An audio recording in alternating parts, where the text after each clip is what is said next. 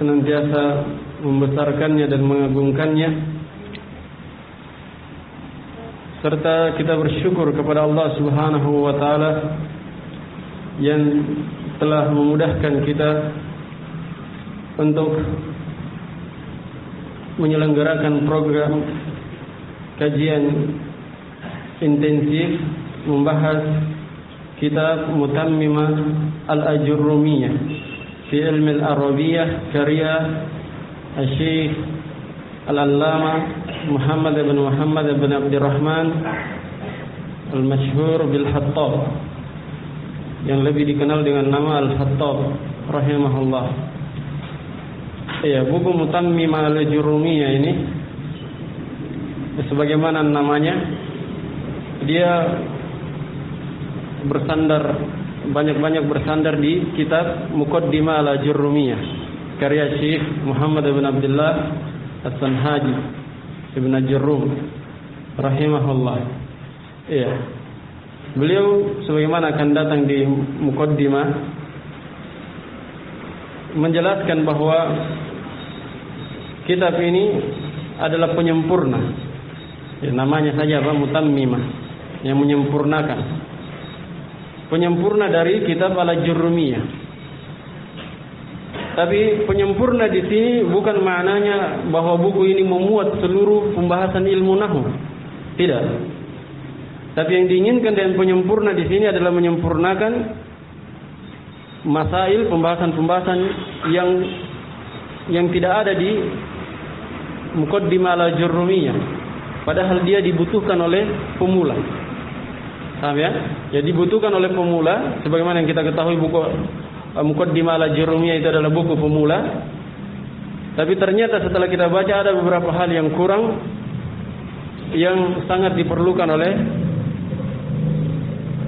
pemula dalam mempelajari bahasa Arab. Karena itu beliau berinisiatif untuk menyempurnakan pembahasan-pembahasan yang sangat diperlukan bagi pemula dalam menuntut ilmu, terutama ilmu bahasa Arab.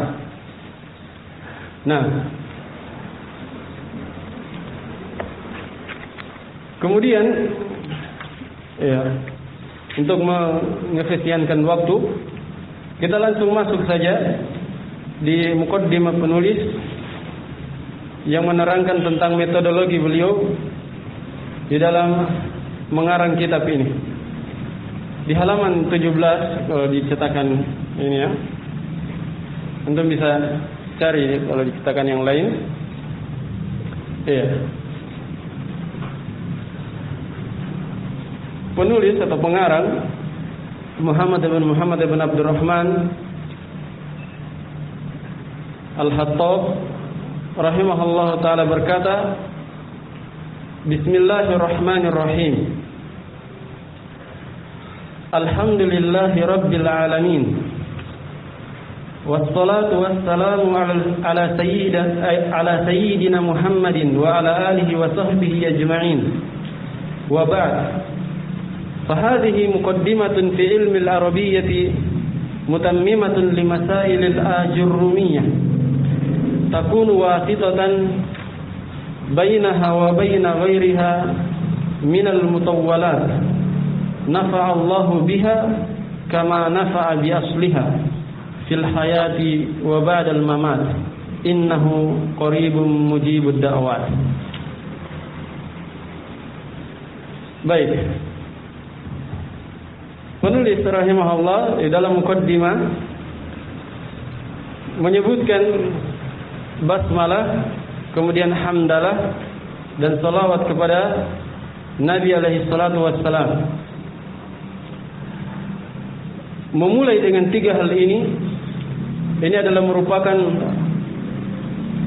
hal yang paling utama, yang paling afdal dalam memulai risalah. Memulai dengan basmalah, kemudian hamdalah dan salawat. Barang siapa yang mencukupkan dengan basmalah saja, maka itu tidak mengapa, sudah cukup. Ya, sebagian ulama ada yang memulai dengan hamdalah saja tanpa didahului bismillahirrahmanirrahim. Terlebih-lebih dalam kitab-kitab yang berbentuk nazam, berbentuk syair. Itu biasanya tidak dimulai dengan Bismillahirrahmanirrahim. Baik. Penulis rahimahullah sebagaimana kebiasaan para ulama memulai buku ini dengan basmalah, ucapan Bismillahirrahmanirrahim. Ini tentunya pertama mencontoh Al-Quran, karena setiap surah dari Al-Quran adalah dimulai dengan Bismillahirrahmanirrahim kecuali surah At-Taubah atau surah Baro'ah, sebab dia dianggap bersambung dengan surah Al-Anfal. Karena itu para ulama menyebutkan Bismillahirrahmanirrahim yang ada pada surah At-Taubah itu dicukupkan dengan apa yang ada di surah Al-Anfal. Nah, kemudian alasan kedua para ulama memulai buku mereka dengan Bismillahirrahmanirrahim atau basmalah karena meneladani Rasulullah SAW dalam tulisan-tulisan beliau, dalam surat menyurat beliau kepada raja-raja pembesar di zaman beliau. Begitu pula ketika menulis perjanjian-perjanjian seperti perjanjian Hudaybiyah dan semisalnya, itu selalu dimulai dengan Bismillahirrahmanirrahim. Walaupun bukan beliau langsung yang menulisnya, tapi beliau memerintahkan salah seorang sahabatnya untuk menuliskan hal tersebut. Beliau yang mendiktekannya. Nah, kemudian setelah itu para ulama turun-temurun terus menerus memulai tulisan-tulisan mereka dengan Bismillahirrahmanirrahim. Nah, baik. Kalau basmalah itu istilah dari Bismillahirrahmanirrahim. Kalau Bismillah saja apa namanya? Tasmiyah. Baik, jadi itu dibedakan antara dua perkara. Kata beliau, Alhamdulillahirabbil alamin. Segala puji hanya milik Allah Subhanahu wa taala Rabbul alamin. Kemudian salawat dan taslim, salawat dan salam semoga senantiasa tercurahkan kepada Sayyidina, kepada pimpinan kita, junjungan kita Muhammad alaihi salatu wassalam. Begitu pula kepada keluarganya, alihi di sini al bermakna pengikutnya. Karena al itu kadang bermakna keluarga, ahlul bait. Kadang juga al bermakna pengikut. Bermakna pengikut. Ya, sebagaimana disebutkan dalam Al-Qur'an, misalnya alu Fir'aun. Mungkin antum sering baca alu Fir'aun. Ya. Alu Fir'aun bukan artinya keluarga Fir'aun. Paham ya? Tapi yang dimaksud dengan alu Fir'aun di situ pengikutnya. Fir'aun dan orang-orang yang mengikutinya. Ya.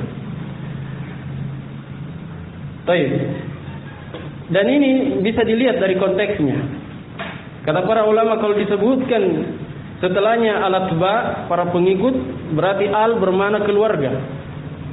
Tapi kalau tidak disebutkan al-atba, pengikut, berarti al bermakna pengikut. Ya. Bukan keluarganya secara khusus, tapi pengikutnya. Masuk di dalamnya keluarganya yang beriman. Tapi tidak terbatas pada hal tersebut, namun mencakup keluarganya dan orang lain yang mengikuti jalan beliau alaihi salatu wassalam, wa sahbihi, dan salawat juga kepada para sahabatnya. Dikhususkan sahabat padahal mereka sudah masuk di mana? Kata pengikut. Kenapa? Karena kemuliaan dan tentunya kedudukan yang mereka yang tinggi dalam agama. Nah, wabad. Adapun selanjutnya, wabad ini singkatannya dari amma ba'd. Amma ba'd sendiri dia singkatan juga dari amma mahma yakun min syai'in fa ba'du. Kemudian disingkat amma ba'd. Nah, baik. Kemudian beliau menerangkan metodologi penulisan buku ini. Fa hadhihi muqaddimatun fi ilmi al-arabiyyah. Ini isyarat ke mana? Ke buku ini, risalah. Hadhihi muannas. Berarti takdirnya kembali ke hadhihi risalah. Risalah ini adalah pengantar, pendahuluan dalam bidang ilmu bahasa Arab. Paham ya? Risalah ini adalah merupakan buku pengantar atau pendahuluan dalam bidang ilmu bahasa Arab. mutammimatun limasailil ajurrumiyah, yang merupakan penyempurna terhadap masail-masail, pembahasan-pembahasan yang kurang di kitab Muqaddimah al-Ajurrumiyah. Takun wasitatan bainaha wa baina ghairiha minal mutawwalat. Dan risalah ini yaitu Mutammimah, dia bisa menjadi perantara antara Muqaddimah al-Ajurrumiyah dengan selainnya dari buku-buku yang meluas. Ya, setiap cabang ilmu itu ada buku ringkas dan buku yang meluas. Termasuk buku ilmu nahwu bahasa Arab. Ada buku yang ringkas seperti Muqaddimah al-Ajurrumiyah, ada yang meluas seperti Alfiyah Ibnu Aqil misalnya, dan syarahnya Alfiyah Ibnu Malik dan syarahnya Ibnu Aqil. Itu termasuk buku yang meluas. Nah, penulis di sini membuat suatu buku yang pertengahan, ya, supaya tidak terlalu sulit yang ringkas kemudian langsung yang panjang. Beliau bikin apa? Buku yang pertengahan, yang bisa menjadi perantara sebelum masuk kepada buku-buku yang meluas dalam membahas ilmu nahwu. Karena kalau langsung masuk yang meluas tanpa disertai dengan kekuatan ilmu dasar, itu biasanya sulit untuk memahami. Karena di buku-buku yang meluas, ya, kebanyakannya membahas khilafiyah, pembahasan perbedaan pendapat dalam masalah i'rab, perbedaan pendapat apakah ini huruf, fi'il atau isim, hal-hal yang tidak terlalu diperlukan bagi pemula. Jelas ya? Kemudian beliau berkata dalam rangka berdoa kepada Allah Subhanahu wa taala, nafa'allahu biha. Semoga Allah Subhanahu wa taala memberikan manfaat kepada buku ini. Biha hanya kembali kepada risalah tadi, hadhihi risalah. Semoga Allah Subhanahu wa taala memberikan manfaat melalui risalah ini kepada kaum muslimin. Sebagaimana kama nafa'a bi asliha, sebagaimana Allah Subhanahu wa taala telah memberikan manfaat kepada asalnya. Apa asalnya buku ini? Muqaddimah al-Ajurrumiyah. Dimaklumi bahwa Muqaddimah al-Ajurrumiyah adalah termasuk buku atau kitab yang sangat bermanfaat, berberkah. Dipelajari semenjak ditulis hingga hari ini. Tidak diragukan lagi bahwa dia adalah apa? Buku yang sangat bermanfaat yang Allah Subhanahu wa taala jadikan sebagai tulisan yang berberkah. Karena itu beliau berdoa semoga Allah juga memberikan manfaat kepada Mutammimah ini sebagaimana Allah telah memberi manfaat kepada buku Muqaddimah al-Ajurrumiyah. Nah, semoga Allah memberikan manfaat kepada kaum muslimin melalui buku ini, dan sebagaimana Allah memberikan manfaat kepada aslinya di mana fil hayati, dalam kehidupan dunia ini, wa ba'dal mamat, dan hidup setelah mati. Innahu qaribum mujibud da'wat. Sesungguhnya Allah Subhanahu wa taala Maha dekat, Maha mengabulkan doa. Baik. Ini sedikit mukaddimah dari penulis rahimahullah taala yang menerangkan tentang metodologi beliau dalam mengarang kitab ini. Jadi buku ini buku yang ringkas. Ya, sebagaimana beliau katakan tadi, dia adalah apa? Buku yang merupakan pengantar saja. Buku yang ringkas, tidak meluas. Nah, dan beliau tempatkan buku ini sebagai perantara antara yang mukhtasar, buku-buku ringkasan, dengan buku yang mutawwalat, buku yang panjang lebar. Baik. Karena buku ini adalah buku ringkasan, buku untuk pemula dalam ilmu bahasa Arab, maka kita ambil metode dalam menjelaskan buku ini dengan cara yang ringkas pula. Yang pertama karena waktu kita terbatas, hanya sekitar 12 hari. Kemudian alasan yang kedua karena bagi pemula tidak bagus kalau dia langsung mendapatkan penjelasan yang panjang lebar, sebab itu akan membuat pikirannya terpecah, fokusnya terpecah, dan dia tidak memahami apa yang menjadi pokok dari pembahasan. Kadang kalau kita langsung membaca atau mendengarkan syarah penjelasan yang meluas, kita tidak tahu apa dari garis pokok dari pembahasan buku yang diinginkan dalam buku. Misalnya ada seorang membawakan tali, misalnya Kitabut Tauhid. Dia jelaskan Kitabut Tauhid, dia syarah kata per katanya. Sehingga kadang seorang yang hadir, dia tidak tahu esensinya mana yang paling pokok yang harus dipahami. Ya. Dia tidak bisa menangkap mana garis besarnya dari yang diinginkan oleh penulis dari buku tersebut. Jelas ya? Karena itu bagi pemula bagusnya dia belajar ringkasan-ringkasan terlebih dahulu. Nah, kita masuk di inti pembahasan. Baik. Kalau di buku yang saya pegang, mungkin ada juga di antum, itu ada tulisan warna merah yang dikasih dalam kurung yang berbentuk balok, kotak. Itu bukan dari penulis ya. Itu dari pentahqiq yang ta'liq. Ya, bukan dari pengarang. Yang pengarang hanya langsung pada kata al-kalamu. Jadi judul-judul yang tertera di atas itu adalah dari penta'liq atau pentahqiq. Nah, maka kita baca matannya saja, kita tidak baca judul-judul tersebut. Walaupun judul-judul itu membantu, hanya saja kalau belajar sama guru tidak terlalu diperlukan. Tidak terlalu diperlukan. Baik. Beliau berkata, al-kalamu huwa al-lafzul murakkabul mufidu bil wad'i. Kalam, apa terjemahannya kalam? Dalam bahasa Indonesia dia kalimat.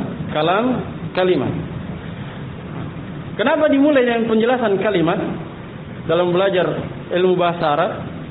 Karena yang dipelajari adalah tentang berbicara dan membaca kalam-kalam, apakah itu kalam Allah, kalam nabinya, maupun kalam ulama, ya, atau kalamnya orang Arab. Paham ya?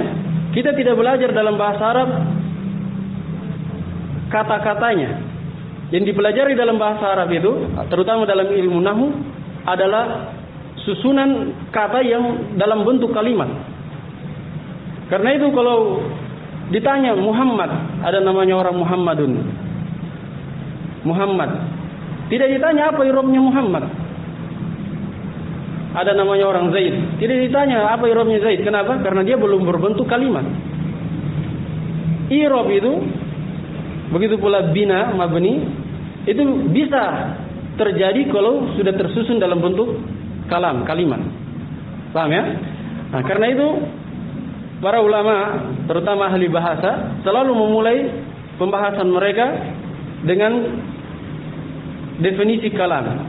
Kalam, kata beliau, adalah huwa lafzul murakkabul mufidu bil wad'i. Dia adalah lafaz, ya, kalimat itu harus ada lafaznya. Yang murakkab, yang tersusun. Lafaz yang tersusun. Al-mufidu, yang memberikan faedah. Bil wad'i, dengan peletakan. Baik, ini 4 hal. Nanti kita akan detailkan insyaallah.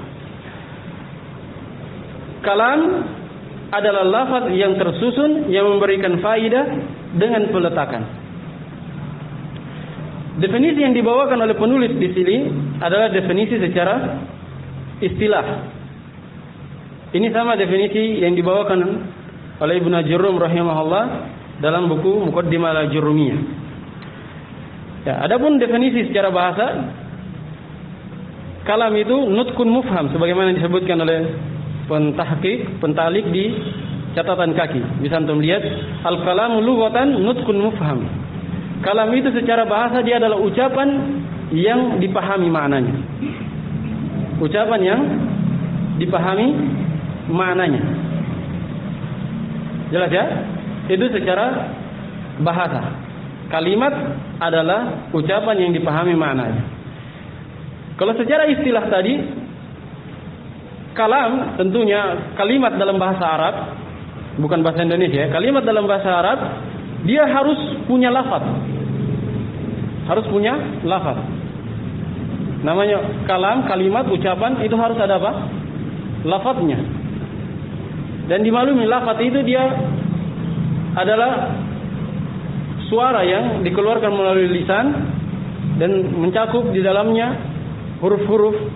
Kalau bahasa Arab huruf-huruf hijaiyah dari alif sampai ya. Itu lafaz. Jadi kalam atau kalimat, kita artikan kalimat dalam bahasa Indonesia, dia harus punya lafaz.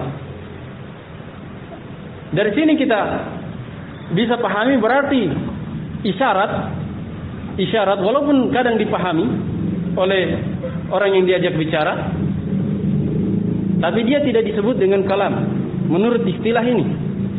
Paham ya? Misalnya seseorang kita kasih isyarat begini, dia berdiri, dia paham maknanya. Jelas ya? Dia paham maknanya tapi tidak ada lafadznya. Berarti dia bukan kalam dalam istilah bahasa Arab. Baik, begitu pula tulisan, kitabah. Tulisan menurut istilah ini tidak masuk sebagai apa? Sebagai kalam. Kenapa? Karena tulisan tidak ada lafadznya. Tulisan memang ada kata-katanya, ada huruf-hurufnya, ada tersusun, diletakkan oleh orang Arab, tapi dia tidak memiliki lafaz.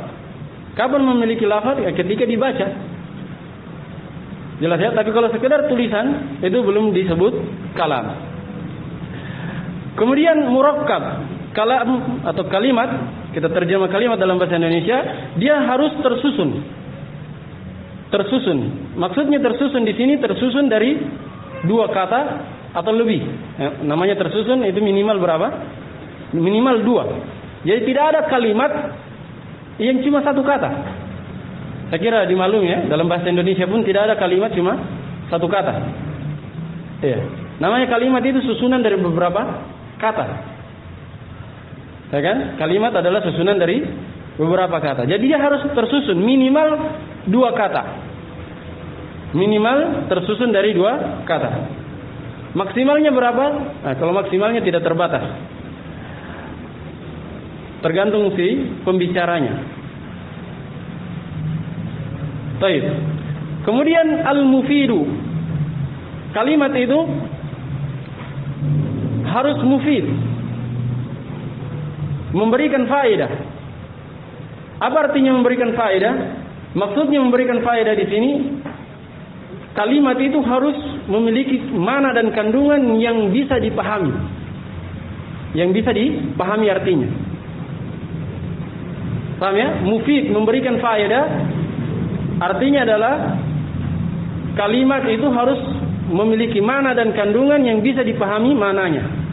Jadi kalau ada kalimat panjang tapi tidak dipahami maknanya, tidak mufid, maka tidak disebut sebagai kalam.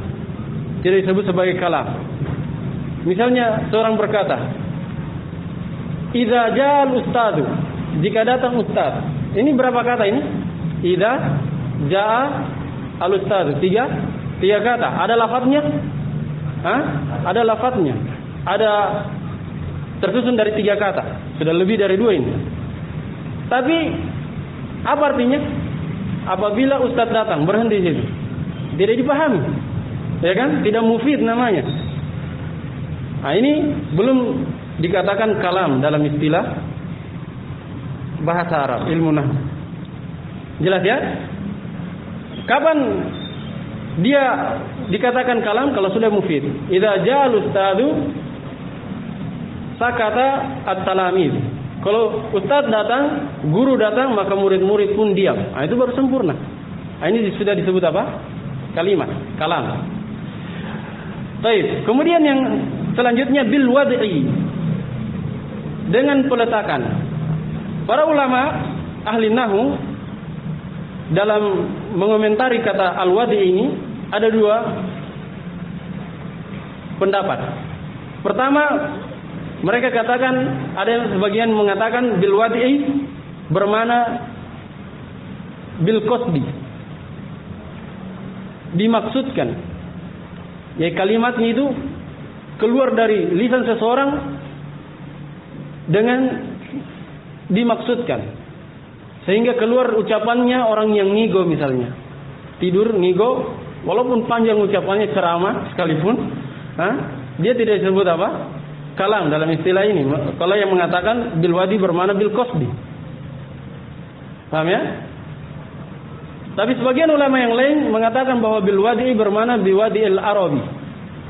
Bahwa kalam itu harus diletakkan oleh orang Arab. Maksudnya lafaz-lafaznya harus dari lafaz-lafaz Arab atau bahasa asing, ajam yang diarabkan. Iya. Jelas ya? Bil wadi ada dua makna. Yang pertama bil qasdi dan yang kedua bermakna bil wadi al-arabi. Dan yang paling dekatnya insyaallah adalah bermakna bil wadi al-arabi. Itu yang paling dekatnya. Nah, dari kalimat pertama dia harus memiliki lafaz. Yang kedua harus tersusun dari dua kata atau lebih. Yang ketiga dia harus berfaedah. Ya, memiliki makna dan kandungan yang dipahami maknanya, dipahami artinya. Dan yang keempat biwadi al-arabi, harus lafaz-lafaznya itu, kata-katanya yang digunakan adalah merupakan kata-kata bahasa Arab. Iya, kata-kata bahasa Arab. Jangan kayak Arab Pegon, tahu Arab Pegon? Bahasa Melayu diarabkan, itu tidak disebut kalam. Sering lihat ya, mungkin. Apalagi kalau dulu dipelajari di sekolah-sekolah. Kalau zaman sekarang sudah tidak lagi. Baik. Jadi bahasa Indonesia atau bahasa Melayu ditulis pakai huruf Arab. Nah, itu tidak dikatakan kalam dalam pembahasan ini. Sebab lafaz-lafaznya itu dari bahasa Indonesia atau dari bahasa Melayu. Nah, baik. Jadi dikatakan kalam atau kalimat dalam bahasa Arab kalau terpenuhi empat ini. Ada lafaznya, kemudian tersusun dari dua kata atau lebih, berfaedah, dan lafaz-lafaznya atau kata-katanya itu merupakan kata-kata bahasa Arab, diletakkan oleh orang Arab. Kemudian penulis setelah tadi menyinggung bahwa kalam itu harus apa? Murakkab, tersusun. Tersusun tadi minimal berapa? Dua kata. Beliau katakan wa aqallu ma yata'allaqu min ismain. Paling sedikitnya kalam itu tersusun dari dua isim. Paling sedikitnya atau minimalnya kalam atau kalimat tersusun dari dua apa? Dua isim. Contoh, nahu Zaidun qa'imun. Zaid berdiri. Iya, ada lafaznya tersusun dari dua kata, yaitu dua isim, ada faedahnya, berfaedah, dan tentunya kata-katanya diletakkan oleh orang Arab. Nah, ini disebut kalam. Terpenuhi syarat-syarat yang empat tadi. Dan dia tersusun dari berapa? Dua isim. Atau min fi'lin wasmin. Atau paling minimalnya tersusun dari fi'il dan isim. Iya. Fi'il dan isim. Contohnya qama Zaidun. Zaid berdiri. Zaid berdiri. Kata Zaid berdiri ini tersusun dari apa? Fi'il dan isim. Qama adalah fi'il sebagaimana kita maklumi. Saya kira kita sudah pernah belajar semua ya. Qama fi'il, Zaidun adalah isim. Ini minimalnya.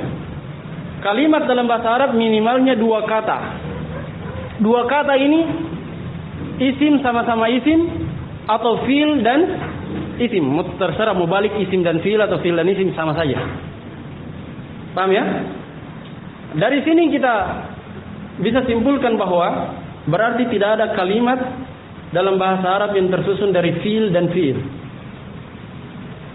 Begitu pula tidak ada fi'il dan harf. Tidak ada isim dan harf. Tidak ada yang paling minimalnya harf dan harf. Ini lebih-lebih lagi ya. Tidak akan mungkin ada kalimat hanya tersusun dari harf dan harf. Ya, ada 6 bentuk.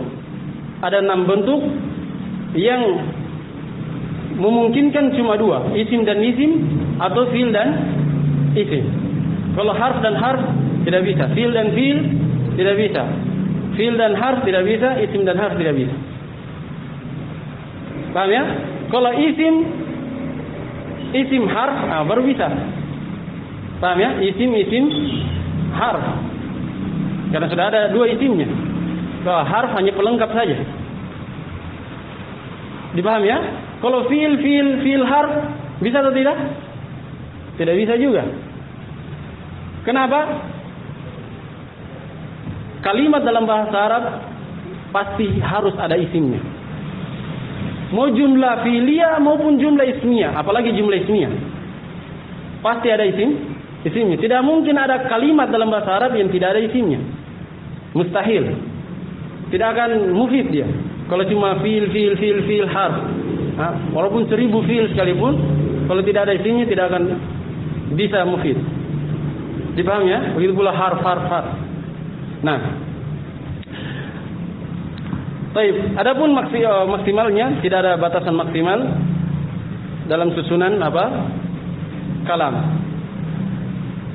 Sebagaimana yang kita isyaratkan sebelumnya. Kemudian setelah itu beliau menjelaskan tentang penyusun kalam. Kalau kalam tadi tersusun dari beberapa kata. Berarti penyusunnya apa? Kata. Bahasa Arabnya apa? Al-kalimah. Beliau menerangkan al-kalimah, kata yang merupakan penyusun dari apa? Kalimat, kalam. Bisa dibedakan ya? Kalau kalam artinya kalimat, kalau al-kalimah artinya kata. Jangan terkecoh di situ. Kalau terkecoh di situ bolak-balik akhirnya susah memahami istilah. Baik, kata definisinya secara istilah kata penulis dia adalah qaulun mufradun. Ucapan tunggal atau lafaz, sebagian ulama mengatakan lafzun mufradun. Lafaz tunggal. Kalau kita terjemah ya apa? Apa lafaz tunggal? Satu lafaz. Lafaz tunggal satu lafaz. Apa? Kata. Jelas ya? Lafaz tunggal. Ucapan yang tunggal, satu ucapan saja, satu lafaz. Berarti kata. Kalau kalimat kan terdiri dari beberapa kata, bukan tunggal dia. Baik. Kemudian setelah itu beliau menjelaskan jenis-jenis kata dalam bahasa Arab. Ini yang perlu diperhatikan dengan baik. Jenis-jenis kata. Wahia, kata itu adalah isim. Ya, salah satu kata adalah isim. Isim ini biasa diterjemah kata benda ya. Tapi sebenarnya dia lebih luas daripada itu. Ya, dia bisa diterjemah masuk dalamnya kata benda, kata sifat, nama-nama, ya, kata hubung, kata isyarat. Itu semua masuk dalam isim. Kalau diterjemah kata benda saja masih kurang. Ya, kata benda kan meja, kursi. Ya, berarti tidak masuk nama. Padahal nama isim atau bukan? Isim. Jelas ya? Sifat misalnya. Bukan kata benda, sifat ya kan? Qaimun, berdiri, muslimun, mumin, kata sifat, tapi dia isim. Nah, dari sini berarti isim itu bukan hanya kata benda, tapi dia lebih luas daripada itu. Dia masuk dalamnya kata benda, kata sifat, nama-nama dan seterusnya. Yang jelas bukan apa? Bukan fiil dan harf. Selama bukan fiil dan bukan harf berarti isim. Baik. Wa fiilun. Nah, fiil dia kata kerja. Terbatas pada kata kerja saja. Wa harfun ja'a li ma'nan, dan huruf yang datang untuk sebuah makna. Ya. Huruf yang datang untuk sebuah makna. Sederhananya maksudnya huruf yang memiliki makna. Huruf yang memiliki makna. Jadi ini 3 jenis-jenis kata. Dan 3 jenis kata inilah yang menyusun kalimat. Semua kalimat dalam Al-Quran, kalimat dalam hadis-hadis Nabi, kalimat dalam kitab-kitab para ulama, kalimat dalam ucapan orang-orang Arab tersusun dari 3 ini. Tidak akan mungkin keluar dari 3 ini. Kalau antum baca Al-Quran dari Al-Fatihah sampai An-Nas, tidak akan keluar dari 3 ini. Berputar-putar. Isim fil harf, isim fil harf. Paham ya? Begitu pula hadis-hadis Nabi, misalnya antum baca kutubu tis'a atau kutubu sittah, maka tidak akan keluar dari 3 komponen ini. Isim fil harf, isim fil harf. Begitu pula kitab-kitab para ulama tidak akan lepas dari 3 ini. Karena itu pembagian kalimat ini isim fil harf, mengetahui definisinya, kemudian mengetahui pembagian-pembagiannya, karena isim ada pembagiannya, fil ada pembagiannya, harf ada pembagiannya, mengetahui tanda-tanda dan ciri-cirinya, ini adalah hal yang sangat mendasar bagi pemula dalam yang mempelajari bahasa Arab. Kalau tidak bisa mengetahui ini, maka sulit untuk belajar bahasa Arab. Kalau tidak bisa mengetahui isim fil harf, definisinya, pembagiannya, tidak tahu juga cara membedakan satu dengan yang lainnya, maka itu sulit untuk mengetahui pembahasan bahasa Arab. Jadi bahasa Arab dasar pembahasannya dari 3 ini, tidak akan lepas dari 3 ini. Iya. Jadi apa-apa yang kita akan bahas dari setelah ini sampai akhir kitab itu pemaparan dari 3 ini. Paham? I'rab dan bina. I'rab dan bina itu pemaparan dari isim fil harf, ya kan? Isim ada murab, ada yang mabni, fil ada yang murab, ada yang mabni. Isim harf mabni semuanya. Paham ya? Mau bahas apa lagi? Bahas penjazm, penasab. Itu apa? Kembali di kata ini. Kalau penjazm berarti di fi'il. Kalau penasab bisa fi'il, bisa isim. Penjer kembalinya ke isim. Apa lagi? Marfuat. Marfuat yang isim yang marfu bisa isim, bisa fi'il. Mansubat bisa isim, bisa fi'il. Majrurat bisa isim saja ya. Kalau yang jazm fi'il saja. Dan seterusnya sampai akhir. Itu hanya pengembangan dari 3 ini. Jadi dasarnya kalau antum misalnya satu saat mengajar pemula, pahamkan dulu yang 3 ini. Isim fil harf, pahamkan definisinya, pahamkan pembagiannya. Isim terbagi 3, mufrad, musanna, jama', fi'il terbagi 3, madhi, mudhari, amr, kemudian harf terbagi 2, ada harfu mabani dan ma'ani, ya kan? Kemudian antum jelaskan ciri-ciri dan tanda-tandanya supaya dia bisa bedakan. Kalau dia tidak bisa bedakan 3 ini, sulit untuk melanjutkan pelajaran. Paham ya? Kalau tidak bisa membedakan isim dan harf, isim dan fi'il, begitu pula sebaliknya, maka sulit dia memahami pembahasan ilmu nahwu atau ilmu bahasa Arab. Karena itu setelah ini beliau menjelaskan ciri-ciri dan tanda-tanda bagaimana seseorang bisa mengenal isim atau bisa membedakan isim, fi'il dan harf. Kata beliau, fal ismu yu'rafu bil isnadi ilaih. Maka isim itu dia bisa dikenal, ya, maksudnya tandanya untuk mengenalnya adalah dengan adanya penyandaran kepadanya. Adanya apa? Penyandaran kepadanya. Jadi semua kata, perhatikan, semua kata yang bisa disandarkan padanya kata yang lain, itu pasti isim. Pasti isim. Contoh, misalnya qama Zaidun.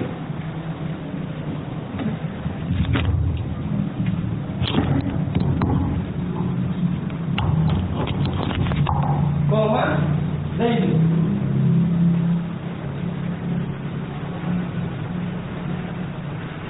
Zaid berdiri.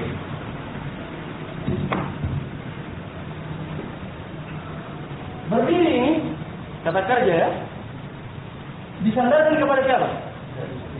Zaid. Bukan sebaliknya, bukan Zaid disandarkan kepada berdiri, ya kan? Kata kerja berdiri ini disandarkan kepada Zaid bahwa dia yang melakukannya, dia yang berbuat. Paham ya? Jadi qoma disandarkan kepada Zaid, isnad ilaih disandarkan padanya, berarti isnad ilaih. Ini adalah musnad ilaih namanya. Musnad ilaih. Kalau ini apa? Musnad yang bersandar. Ini yang sandarkan padanya. Nah, ibaratnya kalau saya misalnya bersandar tembok, Saya fiilnya, nanti apa? Tembok apa? Yang saya sandari, disandarkan padanya. Baik. Jadi musnad ilaih atau isnad ilaih itu pasti isim. Pasti isim. Makanya kalau antum ingat, mungkin di buku dasar mudhof ilaih. Antum tahu? Mudhof ilaih pasti isim atau tidak? Hah? Pasti isim. Kenapa?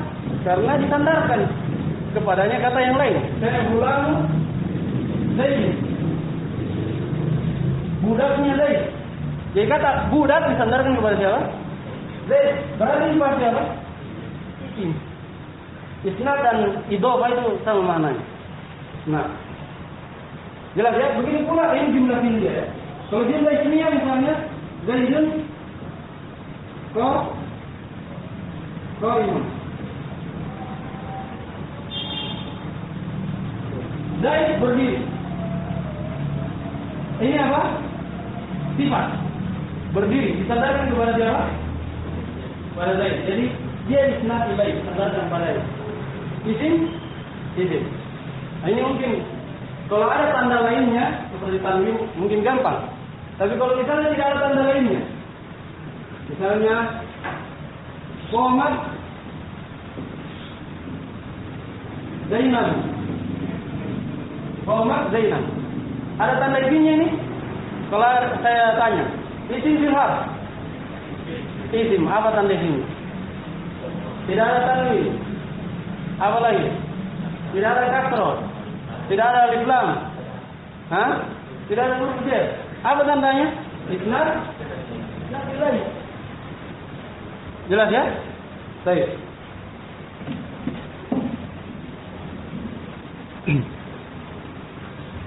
Itu tanda yang pertama. Hanya ini tanda ma'nawiyah ya. Tidak kasat mata. Kasat mata atau tidak isnad ilaih? Hah?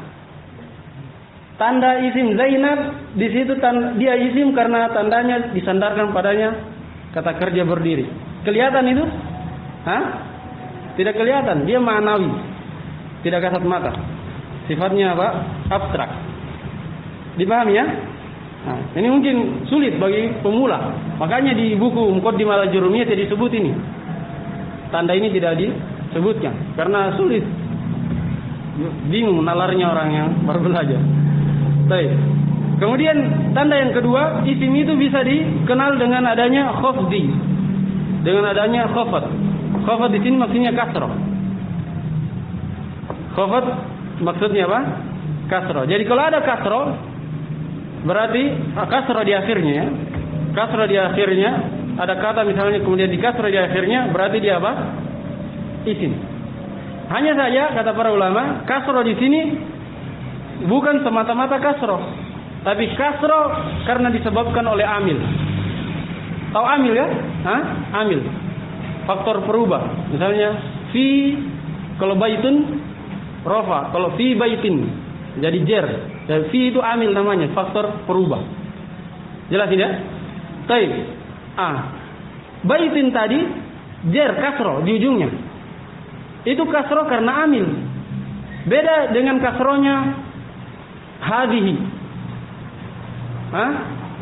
Kasrohnya hadhihi dia mabni bukan karena amil. Ini bukan tanda isim. Sebab ada juga huruf di kasroh. Huruf di kasroh ujungnya. Apa misalnya? Li huruf jar di kasroh. Kalau kita katakan semata-mata kasroh berarti li isim dong. Ya kan? Kan kasroh ujungnya. Dipahami? Berarti kasroh di sini apa maknanya? Kasroh yang disebabkan amil. Jelas ya? Baik. Wa bi tanwini, dan isim juga dikenal dengan adanya tanwin di ujungnya. Tanwin ini sebenarnya pembagiannya banyak, ada sekitar 10 atau 12. Hanya ini bukan tempatnya untuk memaparkan hal ini. Paham ya? Tanwin itu punya banyak pembagian. Ada namanya tanwin iwad, ada tanwin tamkin, tanwin tangkir, dan seterusnya. Yang jelas untuk pemula dia memahami apabila suatu kata ada tanwin di akhirnya, maka kemungkinan besar dia isim. Saya katakan kemungkinan besar ya, karena ada sedikit yang keluar dari kaidah ini. Misalnya di surah Yusuf apa? Wala yakuna minas sagirin. Iya. Yakunu apa ya? Isim fil hal. Yakun kana yakun dia fil. Tapi di surah Yusuf yakunan. Ini tanwin. Keluar dari asal. Nanti kalau ambil kaidah asalnya berarti isim. Padahal tidak. Kenapa? Karena ini sebenarnya ada nun niswa. Sebenarnya tulisannya bukan seperti ini. Dia tulis yakunan. Nun niswa khafifah yang sukun. Tapi dalam penulisan Al-Quran ditulis dalam bentuk tanwin. Tapi ini jarang ya seperti itu. Asalnya kalau ada tanwin itu isim. Asalnya. Baik. Itu tanda yang keberapa? Ketiga. Koma. Azan, baru azan. Baik, kita selesaikan dulu. Wa bidukhulil alif wal lam. Dan isim itu bisa diketahui dengan masuknya alif dan lam di mana? Di awalnya. Baik. Saya kira yang dimaklumi ya. Alif lam juga sebenarnya ada beberapa bentuk alif lam. Ada alif lam yang memarifahkan, alif lam ma'rifah namanya. Ada alif lam zaidah tambahan. Biasanya masuk pada nama-nama. Mungkin antum sering dengar Al-Abbas, ya, Al-Hasan, Al-Husain. Saya tanya, Hasan, Husain itu nama, ma'rifah atau bukan? Sudah ma'rifah. Terus al-nya apa? Tidak mungkin al-ma'rifah kan? Iya, ma'rifah nanti. Sudah ma'rifah dimasuki lagi alif lam ma'rifah, tidak mungkin. Nah, itu al-zaidah, tambahan. Ada juga alif lam mausulah, akan datang pembahasannya di isim mausul. Alif lam mausulah. Jadi alif lam dia alif lam yang merupakan isim mausul. Nah, ini mungkin ilmu baru buat antum. Tidak ada di buku dasar. Jelas ya? Alif lam yang diinginkan di sini alif lam alif lam apa? Alif lam ma'rifah atau semuanya? Semuanya ya. Alif lam semuanya, alif lam zaidah kah, ma'rifah. Kalau ada alif lam, maka dia adalah isim. Kemudian yang terakhir, isim itu dikenal dengan hurufil khafdi, adanya huruf khafat. Apa huruf khafat? Huruf jar. Huruf khafat adalah huruf jar. Iya.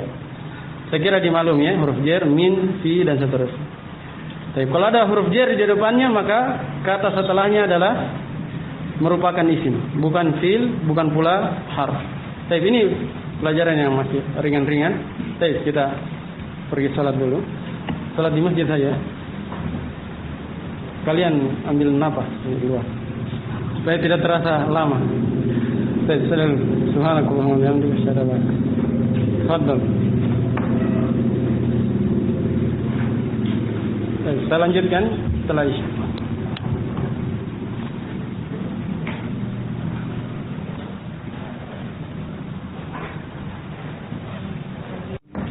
Nabiyyina Muhammad wa ala alihi wa ashabihi wa man tabi'ahum bi ihsanin ila yaumiddin, amma ba'd. Baik, kembali kita lanjutkan pelajaran kita dalam mengkaji kitab Mutammimah al-Jurmiyah karya Syekh Muhammad bin Abdurrahman Al-Hattab rahimahullah. Di halaman 21 cetakan saya, beliau berkata, wal fi'lu yurafu biqad wa sin wa sawfa wa ta'i tanisi as-sakinati. Dan fi'il itu bisa diketahui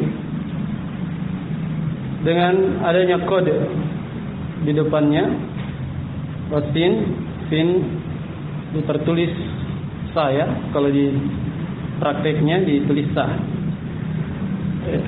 Kalau ada sa di depannya, maka dia setelahnya adalah fi'il. Ya. seperti saya alamun dan yang semisal dengan itu. Wa saufa, dan bisa diketahui dengan adanya saufa, tentunya di depan juga ya. Ini saya kira hal-hal yang sudah kita maklumi bersama. Kemudian watai tanihi as-sakinati, dan fi'il itu bisa diketahui dengan adanya ta tanis yang sukun. Ya, ta yang menunjukkan perempuan yang berharokat sukun. Baik. Hanya saja harokatnya kadang tidak sukun. Kadang diharokati kasroh, bisa juga diharokati dhammah. Ya. Walaupun kebanyakannya diharokati kasroh kalau bertemu dua sukun. Misalnya dalam Al-Qur'an wa qalat ikhruj wa qalat ukhruj wa qalat, ya, wa qalati kalau disambung. Jadi sukunnya ini kadang berubah menjadi kasroh, dan itu tidak merusak penamaannya. Ya. Mungkin ini akan bermasalah bagi pemula, tapi insya Allah kalau kita yang sudah punya dasar tidak terlalu bermasalah. Maksud saya sudah kita pahami. Kalau pemula ketika dia lihat di prakteknya, ya, berharokat kasroh, padahal selama di teori dia tahu tutanya sukun, itu kadang dia bingung. Iya, paham ya? Misalnya qomat Zainab, nah ini bisa dia tahu. Tapi coba kalau tanya di kasroh, ya, ta tanisnya di kasroh, dia bingung. Katanya tak sukun, ta tanis sakin, tapi kenyataannya tanya kasroh. Paham ya? Nah ini sekali lagi dia sebenarnya di kasroh bukan karena harokat asalnya, tapi di kasroh karena darurat. Ya, darurat seperti darurat ketemu dua sukun yang dipelajari di ilmu shorof. Misalnya qalat al-muslimatu, qalat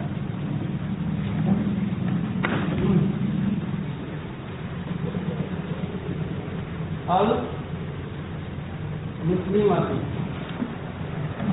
asalnya sukun, tapi kalau kita baca sambung jadinya apa? Qalatil muslimatu. Jadi harokat kasrahnya ini karena darurat. Dia tetap namanya ta tanis sakinah, tidak berubah jadi ta tanis al maksura, tidak ya? Tidak berubah nama. Paham ya? Nah, baik. Al-muhim bahwa fi'il itu bisa diketahui dengan adanya qad, sin, saufa di depannya. Ini kalau qad bisa fil madi, bisa mudhari. Kalau sin saufa fil mudhari. Kalau ta tanis sakinah fil madi. Tapi beliau tidak menyebutkan tanda fil amr.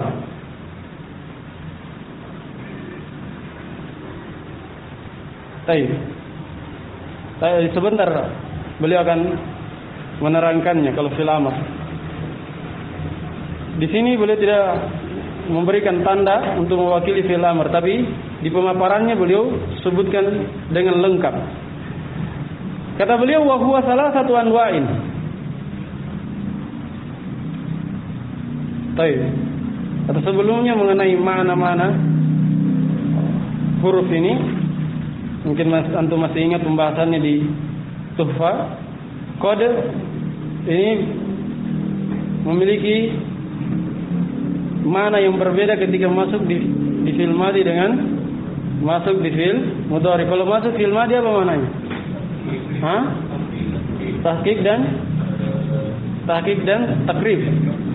Tahqiq memastikan, menegaskan, takrif menunjukkan dekatnya. Paham ya? Seperti kode qomat as-shalah. Kode qomat as-shalah. Kode di situ menunjukkan apa? Segera, dekat. Kalau fil mudhari apa? Taksir dan taklil. Ya. Kadang bermakna banyak, sering. Kadang bermakna sedikit, jarang. Ya. Hanya saja kalau fil mudhari Kalau masuk pada fi'il mudhari yang berupa sifat Allah, dia bermakna tahqiq. Ya. Qad ya'lamullah. Di situ tidak boleh antum terjemahkan kadang Allah mengetahui, ya kan? Atau Allah sering mengetahui. Kalau sering berarti kadang dia tidak tahu, ya kan? Di situ harus apa? Sungguh. Qad ya'lamullah. Sungguh Allah mengetahui. Paham ya? Jadi kalau qad masuk pada fi'il madhi dua maknanya. Kalau masuk pada fi'il mudhari sebenarnya dua juga. Hanya khusus untuk nama Allah dia memiliki mana apa? Tahqiq. Bukan nama ya, sifatnya. Sifat Allah dia bermakna tahqiq. Nah, kemudian sin, kalau sin bermakna apa? Dekat ya, dekat. Dia harfu tanfis. Harfu tanfis, dia akan mustaqbal qarib. Akan datang tapi dekat, sudah dekat waktunya. Kalau saufa harfu taswif. Dia mustaqbal ba'id, akan datang yang masih jauh terjadi. Dipahami ya? Kemudian ta tanis sakinah saya kira dimaklumi, dia menunjukkan fa'il atau naibul fa'ilnya apa? Perempuan. Ta tanis sakinah itu menunjukkan fa'il atau naibul fa'il adalah perempuan. Baik. Jadi dia tanda untuk pelakunya. Baik. Setelah itu beliau merinci satu persatu. Wa huwa salasatu anwa'i. Dan fi'il, huwa kembali ke fi'il. Fi'il itu terbagi menjadi 3 jenis. Yang pertama madin. Ini pembagian yang sudah kita ketahui bersama. Pertama madin itu kata kerja apa? Lampau yang sudah terjadi. Wa yurafu bi ta'i ta'nisi as-sakinati. Fil madhi itu diketahui dengan adanya ta'nis sakinah di akhirnya. Nahu contohnya qamat wa qa'adat. Jadi kata qama dan qa'ada itu adalah apa? Fil madhi tandanya karena ada ta'nis di ujungnya atau di akhirnya. Wa minhu dan termasuk di antara fil madhi, termasuk dari fil madhi adalah ni'ma dan bi'sa. Nah, kalau dikatakan seperti ini, wa minhu ni'ma wa bi'sa wa laisa wa asa, kemudian ditegaskan alal asah menurut pendapat yang sahih, berarti ada perbedaan pendapat. Paham ya? Ini isyarat ada apa? Perselisihan. Kalau qomat, qa'adat tadi sepakat, dia fi'il madhi karena ada tatanisme. Adapun ni'ma dan bi'sa itu diperselisihkan oleh para ulama. Ada yang mengatakan dia adalah merupakan fi'il madhi karena bisa dimasuki tanis. Boleh antum katakan nikmat, ya. Nikmat imratu hindun misalnya. Bisa. Atau bi'sat. Sebagian ulama ada yang mengatakan bahwa ni'ma dan bisa ini merupakan isim karena bisa dimasuki huruf jar. Ini diterangkan meluas oleh Ibnu Hisham di kitab Qatrun Nada. Qatrun Nada ada diterangkan perbedaan pendapat ini. Jadi ada yang mengatakan dia fi'il karena dimasuki ta tanis as-sakinah, ada yang mengatakan dia apa? Isim karena bisa dimasuki huruf jar. Tapi yang mengatakan dia fi'il itu lebih kuat.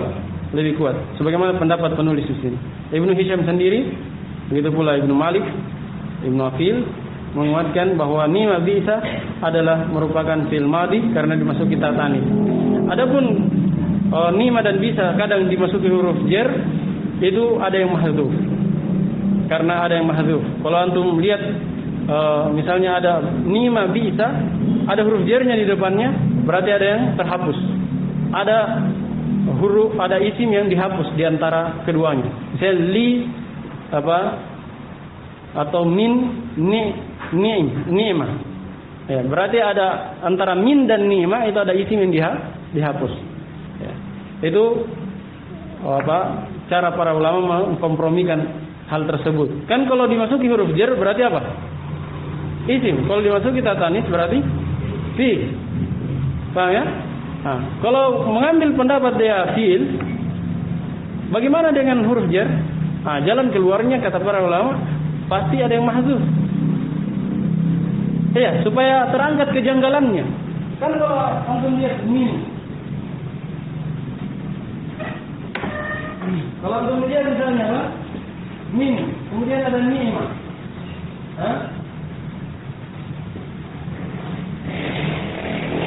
Domirnya dia apa? Dia ini, karena ada huruf dia. Tapi kalau dimasuki tatani, dan dia fi'il. Bagaimana mengkompromikan dua hal ini? Bagi yang berpendapat dia fi'il, kata mereka, ketika dimasuki huruf jar, sebenarnya huruf jar itu tidak masuk pada ni'mah, tapi masuk pada isim yang terhapus. Ini jalan keluar. Kalau dibalik tidak bisa. Makanya ini yang kuat. Pendapat yang mengatakan fi'il. Kalau antum balik misalnya, ada huruf sebelum tatani, ada isim atau ada fi'il. Masuk akal atau tidak? Ini kita katakan ni'mah ini adalah isim karena kemasukan min. Adapun tatani ini sebenarnya ada fi'il di sini yang dihapus. Tidak bisa. Kenapa? Karena tidak ada kata-kata bahasa Arab seperti itu. Kalau dihapus huruf jar sering. Kata-kata dalam bahasa Arab dihapus huruf jarnya itu sering. Tapi kalau dihapus fiilnya kemudian tinggal tak tanisnya, itu tidak ada. Paham ya? Baik. Makanya yang kuat apa? Dia fiil ma'mur. Baik. Sebenarnya sudah melebar kita. Baik, kita fokus saja di apa yang diterangkan oleh penulis itu. Kemudian laisa dan asa. Laisa dan asa ini termasuk juga fi'il madhi. Alasannya kenapa? Karena bisa dimasuki tatanis sakinah. Bisa dikatakan laisat dan asad. Laisat, asad. Baik. Walaupun ada perbedaan pendapat, ada yang mengatakan dia huruf, laisa huruf, asa huruf. Tapi yang kuat apa? Dia fi'il madhi. Kemudian yang kedua adalah fi'il mudhari. Fi'il mudhari. Kata kerja sedang terjadi atau akan terjadi. Wa yu'rafu bidukhuli lam alaihi. Fi'il mudhari itu bisa diketahui dengan masuknya lam padanya. Lam ini penjazam. Iya. Apakah cuma lam saja? Jawabannya tidak. Bisa penjazam yang lain. Intinya kalau ada penjazam, pasti setelahnya apa? Pasti fi'il. Mungkinkah isim harf dijazam? Kan tidak mungkin. Pasti apa? Fi'il. Dan fi'il yang dijazam itu fi'il apa? Mudhari. Tidak ada fi'il madhi jazam. Tidak ada fi'il amr jazam. Karena madhi dan amr mabni. Tidak mu'rab dia. Tidak dikatakan marfu, mansub, majzum, tidak. Dipahami ya? Jadi kalau ada penjazam, bahkan kita tambah kalau ada penjazam atau penasab. Penjazam atau penasab, lan, iya. Seperti lan dan teman-temannya, maka setelahnya pasti apa? Fi'il mudhari. Karena tidak ada juga fi'il yang mansub kecuali fi'il mudhari. Kalau madhi dan amr tidak pernah mansub dia. Tidak pernah marfu, begitu pula tidak majzum. Baik, contoh lam yakum. Lam yakum. Asalnya yakumu, ada wawunya, yakumu. Ketika masuk lam jadi lam yakum. Hilang wawunya karena ketemu udah sukun. Waw sukun, mimnya juga sukun, dihapus waw. Baik, itu pembahasan sorof. Yang merupakan titik pembahasan kita adalah yakum merupakan fi'il. Tandanya apa? Adanya lam di depannya. Jelas ya? Itu fokus kita. Wala budda fi awwalihi min ihda zawaidil arba'i. Dan fi'il mudhari itu tidak boleh tidak. Tidak boleh tidak maksudnya harus. Harus di awalnya min ihda zawaidil arba'. Ada salah satu dari tambahan yang 4. Salah satu tambahan yang huruf tambahan yang 4. Apa itu? Wahya al-hamzatu wan nunu wal ya'u wat ta'u. Yaitu hamzah, nun, ya dan ta. Ya. Yajma'uha qauluka naitu. Terkumpul dalam ucapanmu naitu atau disingkat dengan kalimat naitu. Naitu. Ada nun, hamzah, ya dan ta. Bisa juga antum katakan ana itu atau na itu atau semisal dengan itu. Paham ya? Yang jelas selalu ada nun, hamzah, ya dan ta. Mau dibolak-balik pun tidak ada masalah. Mau bilang kalau bahasa Indonesia Anita misalnya, tidak ada masalah. Iya. Yang jelas ada hamzah, nun, ya, ta. Ini disebut apa? Huruf mudhari'ah. Disebut huruf mudhari'ah karena mengawali huruf mudhari'. Baik. Jadi fi'il mudhari' selalu diawali salah satu dari 4 ini. Kalau bukan diawali ya, diawali ta, diawali hamzah, maka diawali dengan apa? Nun. Nah, tapi yang paling sering, apa yang paling sering? Ya dan ta ya, paling banyak ya. Makanya kalau di tasrifan itu yang paling banyak ya dan ta di awalnya. Kalau nun kan cuma berapa? 1. Hamzah juga cuma 1. Baik. Kemudian kata beliau wa yudammu awwaluhu. Baik. Nah, karena beliau sudah menyinggung huruf mudhari'ah, maka beliau pun membahas harokatnya huruf mudhari'ah. Tapi sebenarnya ini pembahasan sorof, bukan pembahasan nahwu.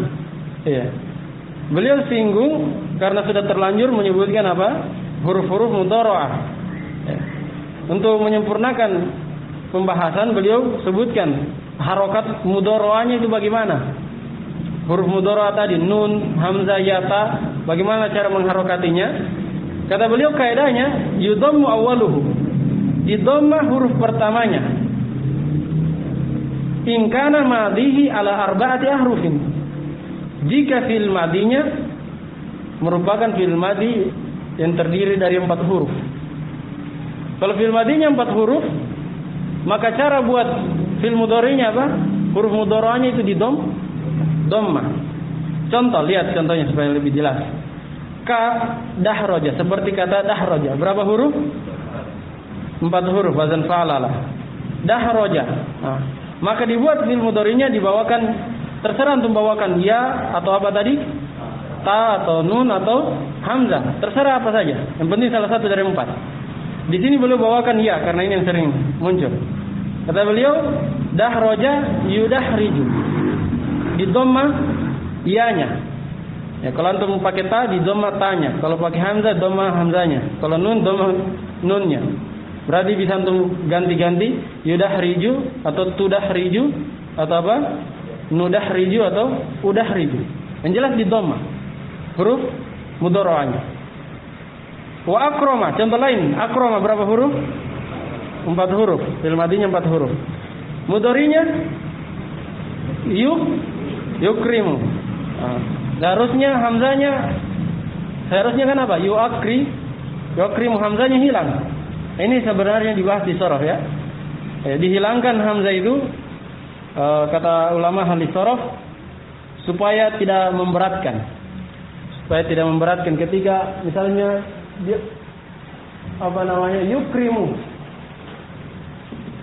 yukrimu kalau pakai hamzah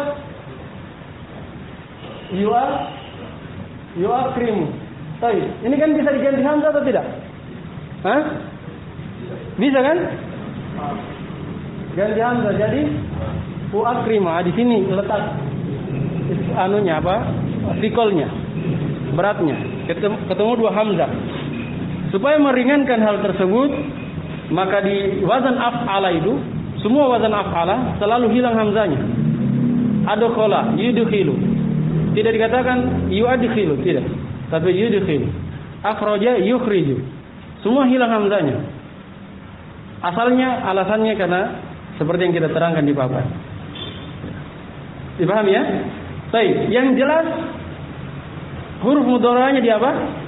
Di dhamma. Itu titik pembahasan kita. Mudhara'nya di dhamma kalau madinya 4 huruf. Wa farraha yufarrihu. Baik, farraha 4 huruf juga. Ada huruf tasdidnya. Tasdid dihitung berapa? 2 huruf. Baik, farraha yufarrihu.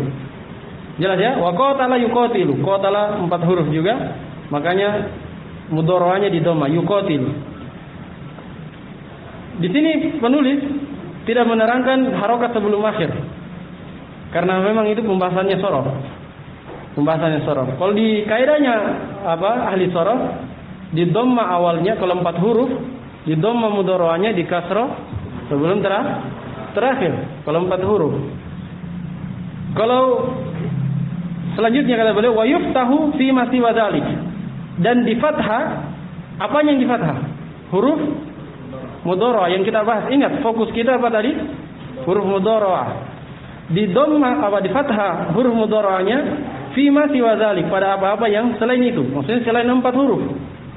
Berarti masuk di dalamnya apa? 3 huruf, 5, 6, 7? Tidak ada 7 ya. Baik.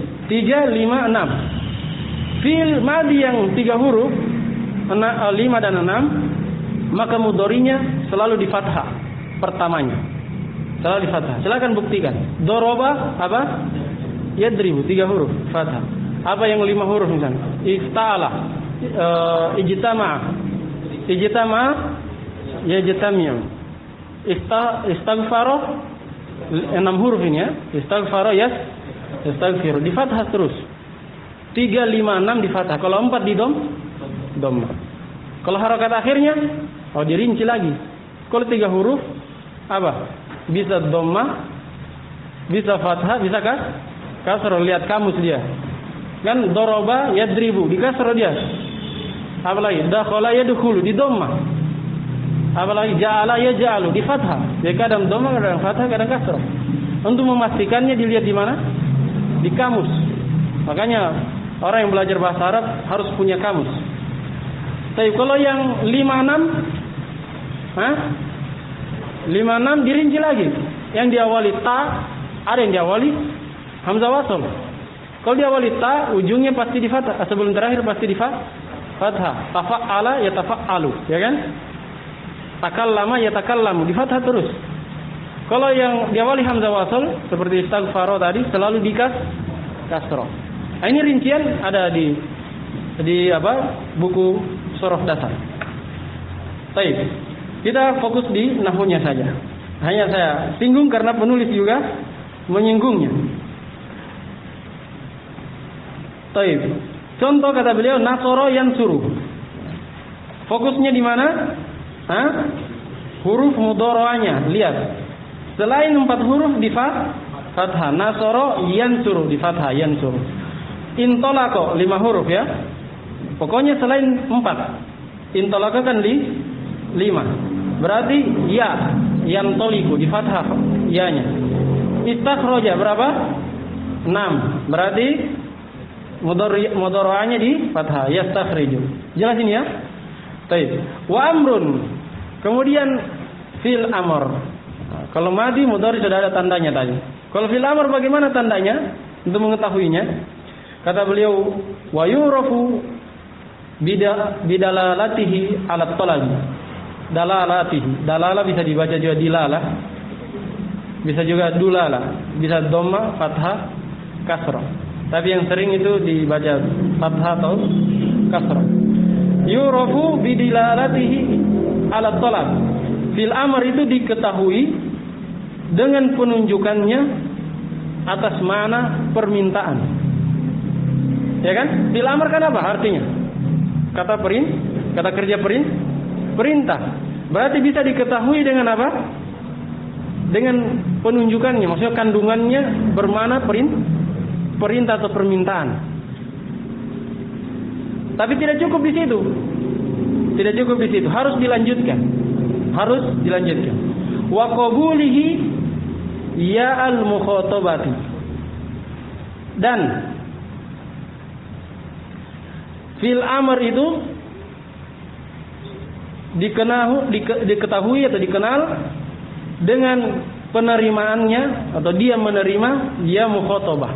Tahu ya mukhatabah? Ya muannatsatil mukhatabah. Ya untuk perempuan diajak bicara. Kalau antum bilang ukhruj, ini untuk laki-laki. Ya. Kalau ukhruji perempuan, ukhruji ada ya-nya di ujung. Itu ya apa namanya? Mukhatabah.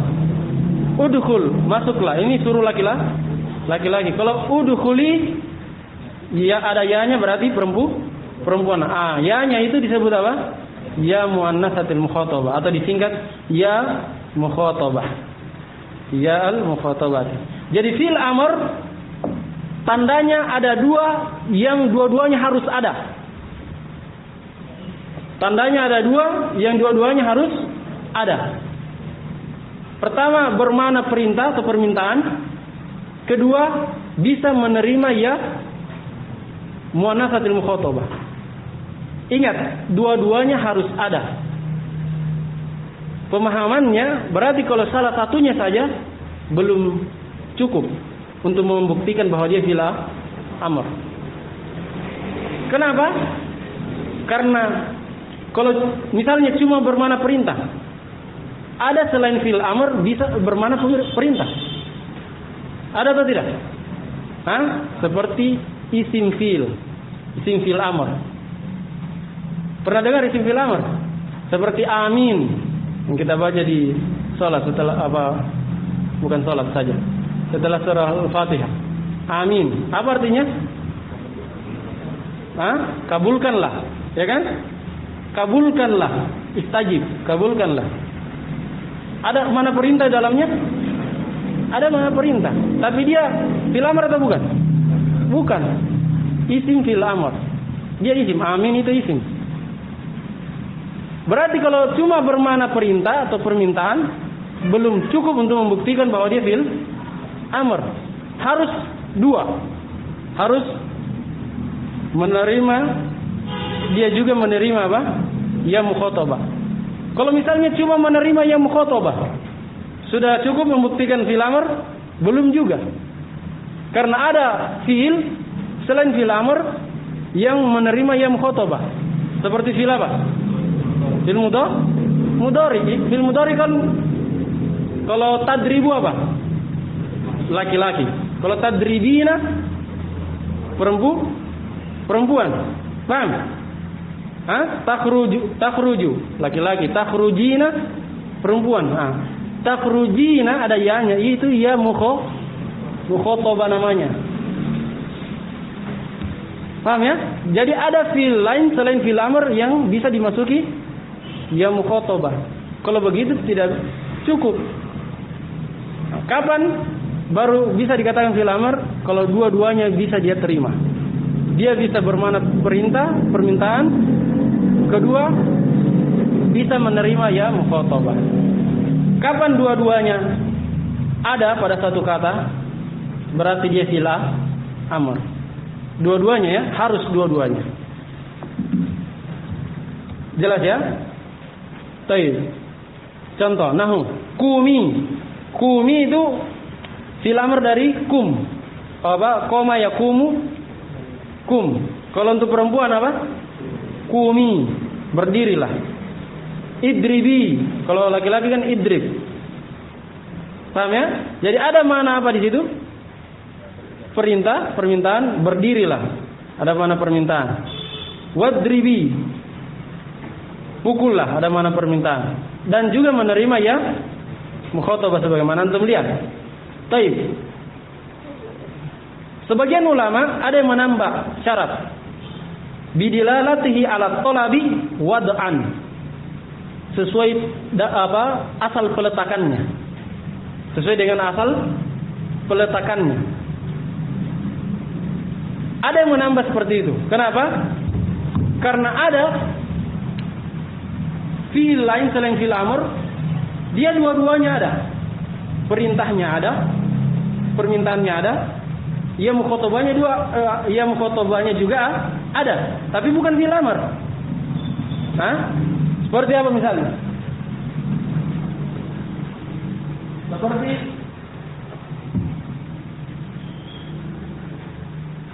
Baik, fal tadribina. Fal tadribi. Fal tadribina. Ini dalam bahasa Arab dikenal dengan lamul amr. Bisa juga kalau tidak ada fahamnya dibaca li tadribin. Paham ya? Lam amr. Apa ini? Hendaknya kalian memukul perempuan. Apa kamu ya? Hendaknya kamu perempuan memukul. Ada mana perintah atau tidak? Ada ya? Ada perempuannya. Tapi fil amr itu bukan? Hah? Bukan. Iskal atau tidak? Janggal kan? Nah, janggal.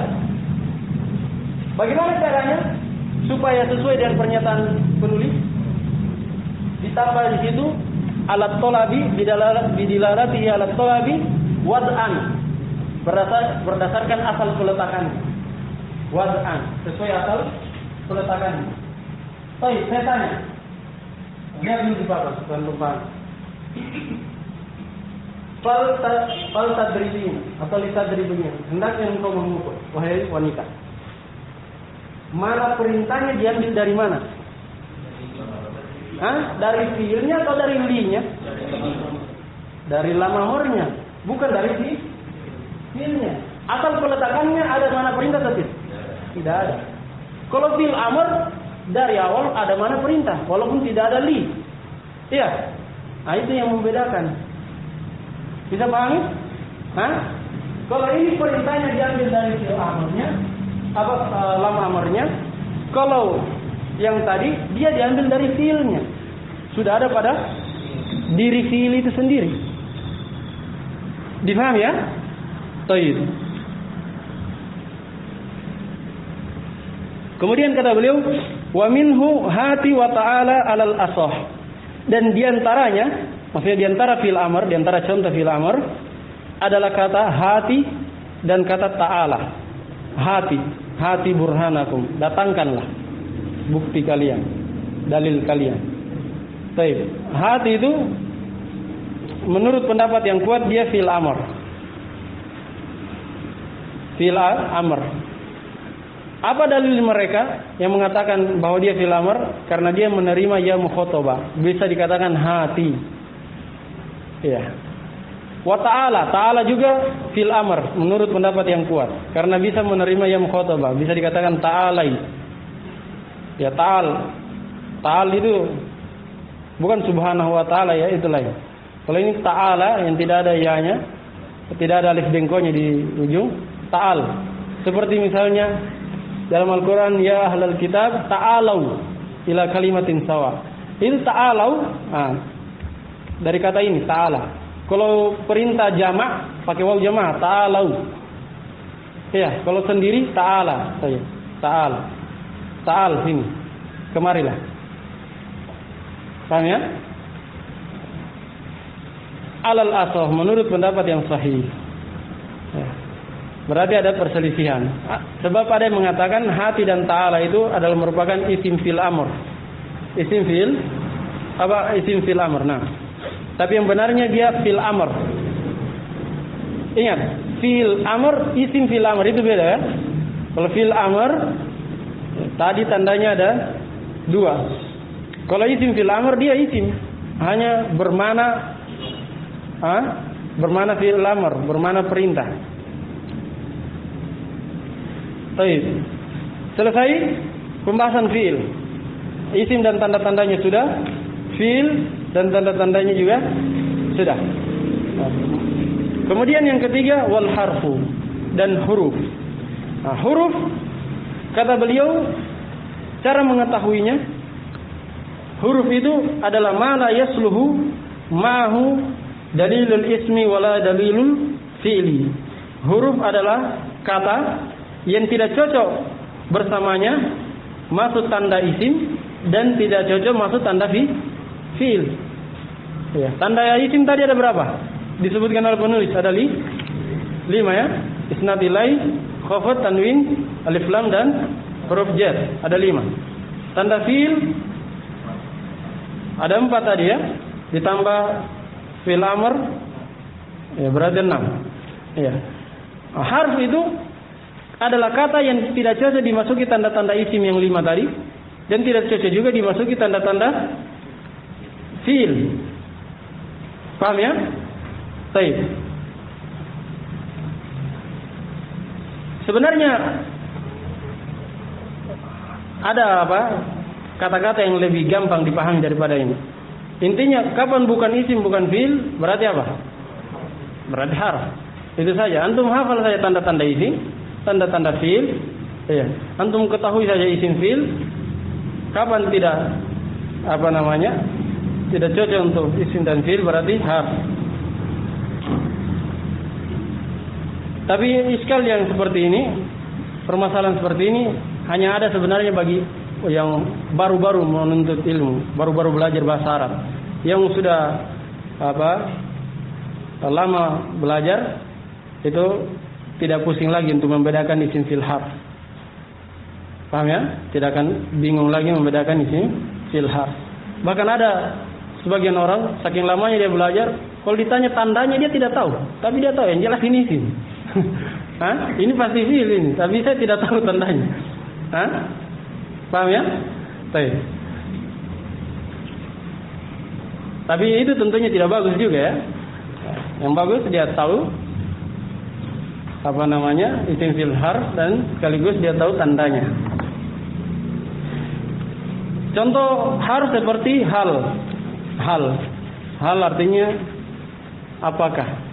Dia harf istifham ya, kata tanya, huruf pertanyaan.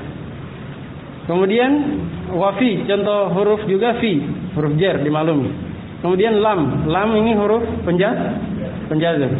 Baik, boleh sebutkan 3 contoh di situ. 3 contoh ini ada isyaratnya. Kalau hal itu bisa masuk pada isim dan fi'il. Bisa antum katakan hal jaa Zaidun? Bisa. Paham ya? Hal masuk pada jaa, fi'il. Atau hal qama Zaidun. Bisa juga hal masuk pada isim. Hal Zaidun qaimun, apakah Zaid datang? Paham ya? Kalau fi ini huruf yang khusus dengan apa? Isim. Kalau lam khusus dengan fi'il. Jadi itu beliau sebutkan 3 contoh untuk mengisyaratkan 3 hal tadi. Kalau hal bisa berserikat isim fi'il, kalau fi hanya untuk isim, kalau lam hanya untuk fi'il. Selesai pembahasan tanda-tanda isim fi'il dan harf. Sekarang beliau beralih ke pembahasan i'rab dan bina. I'rab dan bina.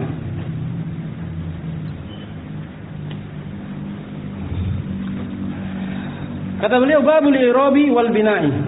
Bab pembahasan tentang i'rab dan bina. I'rab. Apa itu i'rab? Kata beliau al-i'rabu taghyiru awakhiril kalimi li ikhtilafil awamil ad-dakhilati 'alaiha lafzan atau taqdiran. Perhatikan dengan baik. Kata beliau i'rab itu adalah perubahan keadaan akhir suatu kata. Perubahan keadaan akhir suatu kata. Likhtilafil awamil dakhilati 'alaiha. Disebabkan perbedaan amil yang masuk padanya. Jadi berubah keadaan akhirnya disebabkan karena amil yang masuk padanya. Kalau masuk amil rofa, atau amil rofa, amil yang menyebabkan kata di rofa. Seperti apa misalnya? Seperti fi'il misalnya, jaa Zaidun. Zaidun di rofa oleh jaa, fi'il, ya kan? Itu amil rofa. Ada amil nasab. Amil nasab seperti anna misalnya, inna Zaidan. Zaidan dinasab oleh inna. Ada amil jar seperti fi atau mudhaf. Paham ya? Itu amil. Jadi ada kata dia berubah keadaan akhirnya disebabkan karena amil. Perbedaan amil yang memasukinya. Kalau amil rofa dia rofa, kalau dimasuki amil nasab dia nasab, dia dimasuki amil jar dia jar. Dipaham ya? Itu disebut i'rab. terjadinya perubahan di akhir suatu kata disebut apa? I'rab. Lafzan atau takdiran. Apakah perubahannya itu secara lafzan, secara nampak, kelihatan, atau secara takdiri, tidak nampak? Makanya ada i'rab takdiri. I'rab takdiri itu mungkin antum ingat, mana amin zuhuriha ta'azzur, yang menghalangi dari nampaknya karena beruzur atau karena berat atau karena munasabah. Paham ya? Itu i'rab takdiri namanya.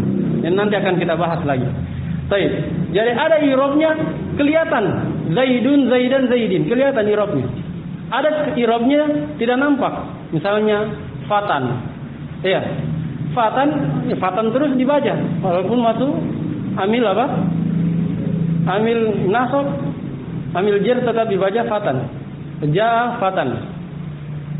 Ra'aitu fatan. Marartu bi fatan. Rofanya, nasab dan jarnya tidak kelihatan. Paham ya?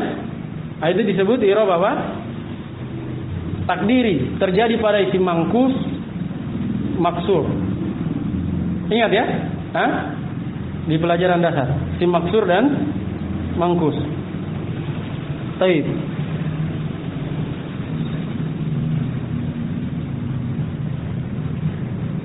Itu i'rab. Jadi i'rab perubahannya.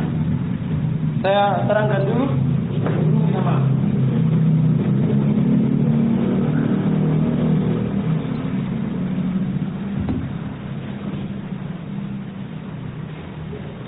Misalnya jaa Zaidun.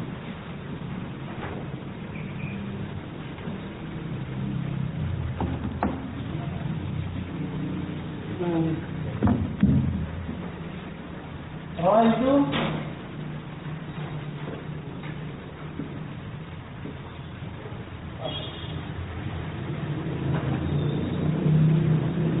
Zaidan. Marartu Zaidun. Baik. Zaidun, Zaidan, Zaidin. Ini disebut apa? Ini disebut i'rab. Perubahan keadaan akhirnya. Ini keadaan akhir. Paham ya? Bukan hanya harokat ya. Kalau dikatakan perubahan harokat akhir itu kurang sempurna. Karena kadang yang berubah bukan harokat, kadang huruf. Misalnya apa? Zaidah ini, Zaidah, Zaidani,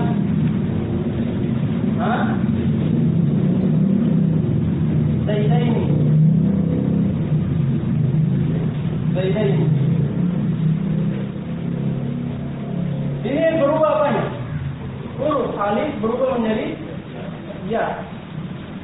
Perubahan keadaan akhir. Kita bilang keadaan bukan harokat, karena bukan cuma harokat. Baik, ini disebut apa? I'rab dulu. Yang perubahan keadaan akhirnya ini sebut i'rab. Terus kata ini, kata Zaid, ini disebut mu'rab, kata yang bisa berubah keadaan akhirnya. Ini i'rab dan ini mu'rab. Bisa dibedakan? I'rab perubahan keadaan harokat apa? Keadaan akhirnya saja. Kalau mu'rab satu kata itu yang bisa berubah. Sama dengan mabni. Hadan dan jama hada. Atau apa? Ra'aituha hada, marartu bi hada. Selalu mabni di atas apa? Sukun, ujungnya kan alif. Alif selalu sukun. Mabni di atas sukun. Ini disebut apa ini? Sukunnya ini. Ini disebut bina. Lawannya i'rab. Kalau katanya satu kata full, mabni. Bisa dibedakan ya? Pembahasan i'rab mu'rab bina mabni. Nah, makanya definisinya yang akan dibawakan oleh penulis antara i'rab dan mu'rab itu beda. Kalau i'rab itu taghyirnya, perubahannya. Kalau mu'rab ada nanti dia mata ghayyara, kata yang berubah. Ada di sebelah ini. Kata mata ghayyara, kata yang berubah. Paham ya? Kalau perubahan keadaan akhirnya disebut i'rab, kalau kata yang berubah itu disebut mu'rab, kata yang mu'rab. Paham ini? Hah? Baik, makanya kalau ditanya dibilang apa i'rabnya, bukan apa mu'rabnya. Hah? Paham ya? Apa i'rabnya Zaid? Rafa. Jangan dibilang marfu. Walaupun kadang dicampur-campur ya. Hah? Kenapa marfu itu katanya? Hah? Ini marfu yang satu kata. Kalau ini Rafa, sama ini kemasannya. Ini Rafa. Ini dibilang apa? Marfu. Kalau marfu katanya, kalau perubahannya disebut Rafa. Mansub katanya, nasab perubahannya. Karena itu lihat setelahnya, kita lanjutkan pembahasan tadi. Aqsamuhu arba'atun. Pembagian apa ini? Mu'rab atau i'rab? Hah? Mu'rab atau i'rab? I'rab. Pembagian i'rab ada 4. Apa itu? Rafa, nasab, khafad, jazm, bukan marfu, mansub, majzum, bukan. Paham ya? Yang marfu, mansub, majzum itu nanti akan datang pembahasannya. Kata-kata yang marfu, kata-kata yang mansub akan datang di akhir-akhir. Jelas ya? Baik. I'rab itu ada 4. I'rab rafa, i'rab nasab, khafad dan jazm. Baik. I'rab ada 4. Yang sekarang yang mau di-i'rab di antara 3 komponen kata dalam bahasa Arab, ada berapa yang mau di-i'rab? Kalau huruf mabni berarti tidak masuk. Berarti yang di-i'rab sisa apa? Isim dan fi'il. Baik, ingat ya, semua pembahasan akan kembali kepada isim fil harf.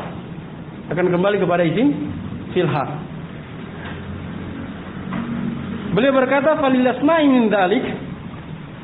Maka untuk isim dari 4 i'rab tadi, untuk isim dari 4 i'rab, kata beliau untuk isim ada 3, yaitu rafa, nasab dan khafad. Wala jazma fiha, dan tidak ada jazm pada isim. Jadi untuk isim yang 4 tadi, untuk isim hanya 3. Walil af'ali min dzalik, dan untuk fi'il dari yang 4 tadi cuma 3 juga, yaitu rafa, nasab, jazm, tidak ada apa? Wala khafd fiha, tidak ada khafad pada fi'il. Karena fi'il tidak pernah dijar. Kalau isim tidak pernah dijazm. Ini pembahasan mudah ya. Selanjutnya, pembahasan bina. Sudah mengerti i'rab ya? Nah, kalau sudah mengerti i'rab, maka mu'rab apa bina akan mudah dipahami karena dia kebalikannya. Wal bina'u luzumu akhiril kalimati harakatan aw sukunan. Bina itu adalah luzum, tetapnya, atau patennya keadaan akhir suatu kata. Apakah itu tetap di atas harokat atau tetap di atas sukun? Harokat ada berapa? 3, ya kan? Dhammah, fathah dan kasrah. Apakah tetap di atas harokat? Dalam artian tetap di atas dhammah, bina di atas dhammah, bina di atas apa? Fathah, bina di atas kasrah, au sukunan, atau bina di atas sukun. Taib. Jadi berarti bina ini ada berapa? Ada 4 ya? Ada 4. Sebagaimana nanti akan dijelaskan. Tapi sebenarnya ada bina bukan di atas harokat, bukan pula di atas sukun, di atas harf. Mungkin antum pernah dengar ada mabni ala hadfi harfil illah, mabni di atas penghapusan huruf illah. Ada mabni ala hadfin nun. Ini apa? Huruf atau harokat? Huruf. Contoh yang lebih nyata lagi, hadani, isim isyarah itu mabni atau tidak? isim isyarah termasuk isim mabni sebagaimana akan datang. Hadzani mabni di atas apa? Di atas alif. Hadzani. Hadaini sama artinya. Hadaini mabni di atas apa? Iya. Hah? Ini harokat atau huruf? Hah? Huruf. Jadi kadang mabni bukan di atas harokat. Sementara di sini beliau katakan apa? Harokatan au sukunan. Beliau tidak katakan huruf. Taib. Bila diberi uzur kepada penulis, kita katakan bahwa huruf itu hanya mengikut saja. Hanya apa? Mengikut. Atau bisa kita katakan penggantinya. Sebab kalau kita cermati, kembalinya juga ke harokat dan sukun. Hah? Lihat. Hadzani mabni di atas alif. Alif itu apa? Hah? Sukun. Kembali kan? Kembali ke sukun. Hadzaini, ya-nya apa? Sukun, kembali ke sukun. Jelas ya? Mabni ala harfil illah. Huruf illah itu sukun atau tidak? Sukun. Ya kan? Nah. Walaupun kadang dia berharokat ya. Intinya kembali ke sukun atau harokat. Baik. Jadi penulis tidak disalahkan, hanya saja kita beri uzur ya, bahwa kalau ada kata yang mabni di atas huruf maka itu diikutkan kepada harokat dan sukun. Baik, wa anwa'uhu arba'atun. Dan jenis-jenis bina ada 4, yaitu bina di atas dhammah, bina di atas fath, bina di atas kasrah, tetap di atas dhammah, tetap di atas fath, tetap di atas kasrah, dan tetap di atas sukun. Ya. Tapi sekali lagi ini bukan pembatasan, sebab ada yang bina di atas huruf. Sebagaimana akan datang contoh-contohnya. Baik. Setelah itu beliau merinci wal ismu darbani. Dan isim ada 2 jenis. Nah, dorban bukan 2 pukulan ya. Dorb di situ bermakna nau, jenis. Isim ada 2 macam atau 2 jenis. Ada yang mu'rab dan ada yang mabni. Saya kira dimaklum ya. Isim ada yang mu'rab, ada yang mabni. Baik. Sekarang yang pertama mu'rab. Mu'rabun wa huwal aslu. Isim mu'rab itu adalah asalnya. Dengan kata lain, asal dari isim adalah mu'rab. Asal dari isim adalah mu'rab. Bisa berubah keadaan akhirnya. Apa itu mu'rab?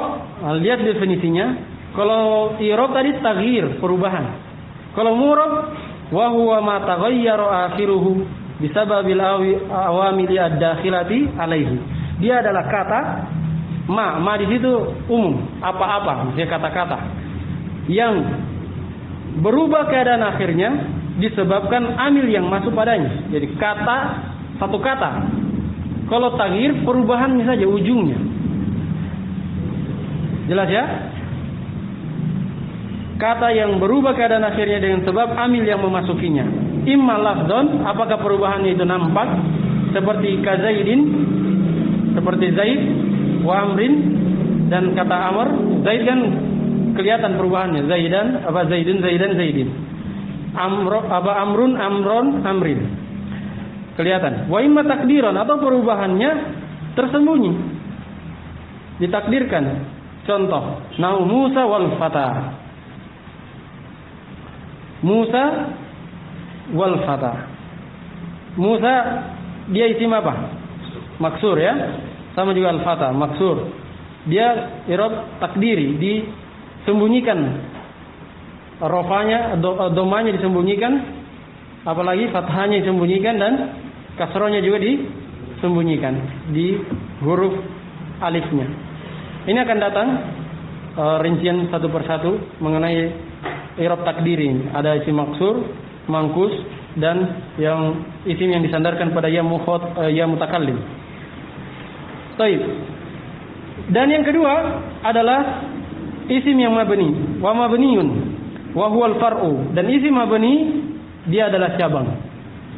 Asalnya isim itu apa? Mu'rab. Nah, adapun ada isim yang mabni itu hanya apa? Cabangnya saja. Kalau dikatakan asal, perhatikan, kalau dikatakan asalnya berarti dia yang paling banyaknya. Asalnya isim adalah mu'rab, berarti paling banyaknya isim itu mu'rab, sedikit yang mabni. Kebalikannya, fi'il itu asalnya mabni, berarti paling banyak mabni. Cabangnya apa? Mu'rab. Makanya fi'il mabni apa? Ada dua, amr dan madhi. Yang mu'rab mudhari saja, cuma satu. Lebih banyak yang mabni dibandingkan yang mu'rab kalau fi'il. Kalau isim kebalikannya. Paham ya? Fi'il nanti akan disebutkan. Baik. Kata beliau, definisi mabni adalah ma la yataghayyaru akhiruhu bisababil awamilid dakhilati alaihi. Kebalikannya dari mu'rab. Mabni adalah apa-apa yang tidak berubah keadaan akhirnya walaupun dimasuki amil. Walaupun dimasuki apa? Amil. Itu bisababil awamilid dakhilati alaihi. Diterjemah ringkas saja. Mabni adalah kata-kata yang tidak berubah keadaan akhirnya walaupun dimasuki amil. Itu. Kalau antum terjemah secara harfiah repot. Nanti tidak paham. Mengerti maksud saya? Coba terjemah secara harfiah. Mabni adalah apa-apa yang tidak berubah keadaan akhirnya dengan sebab amil-amil yang agak sulit dicerna. Kalau antum bilang mabni adalah kata-kata yang tidak berubah keadaan akhirnya walaupun dimasuki amil. Walaupun dimasuki amil rafa dia tidak bisa dirofa. Dimasuki amil nasab tidak bisa dinasab. Dimasuki amil jar tidak bisa dijar. Itu apa? Mabni, dia tetap. Tidak akan berubah keadaan akhirnya. Seperti apa? Sekarang antum cermati. Isim-isim yang mabni. Pertama, kal mudmarat. Isim mabni itu seperti mudmarat, domir, isim domir. Jadi isim domir semuanya mabni. Kedua, wa asmai syarat. Isim-isim syarat. Isim syarat ya, isim pensyaratan. Ya, seperti in, ya, man dan semisal dan ini.